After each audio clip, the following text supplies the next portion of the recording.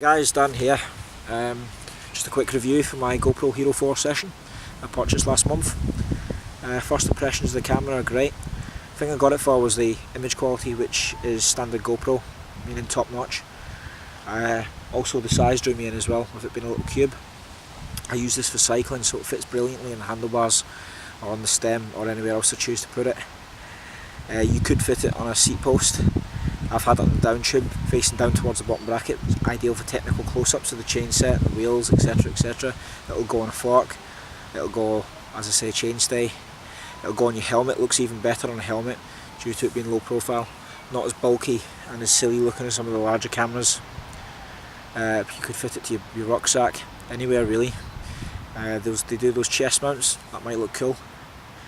Technically, the highest resolution the camera will record, I think, is 1440. I usually use it on full HD, 1080p, at 60 frames a second. It will go higher to 120 frames a second for nice smooth slow motion replays if you drop it down to 720 HD. And also there's lower resolutions underneath that, depending on what you're after. I'm running this with a 16 gig Class 10 Ultra SanDisk micro SD card. I've heard they're pretty picky, and the best cards to use is SanDisk. That's what I did. That 16 gig gives me around 21 minutes of 1080p recording, which is fine for me. The battery life is claimed at 2 hours. I think that would be about right, because with that hour and 21 I've got about 35% battery left. Downsides to the camera: there's no LCD screen, or no screen to actually watch back your footage or to even set up your composition. There's only a little tiny data display there, which lets you know how much battery life you've got left and which camera settings you're using, that type of thing. If you want to if you want to play back your footage or set up your composition for the camera, you need to pair it with a smartphone and use the app, which is actually quite good. You can use live view in that and set up your camera for how you want it, to make sure it's shooting what it should be shooting. Make sure you set it up properly on your bike or whatever you choose to set it up.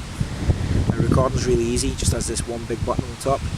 Press that and you're recording. There you go. About a 3-second delay and it's off. Just one touch, and again, one touch to come out of it. If you hold it down, it'll go into burst photo mode and it'll start taking photos at your preset rate. I think it's 1 a second by default. Up to 8 megapixel photos, still is pretty good.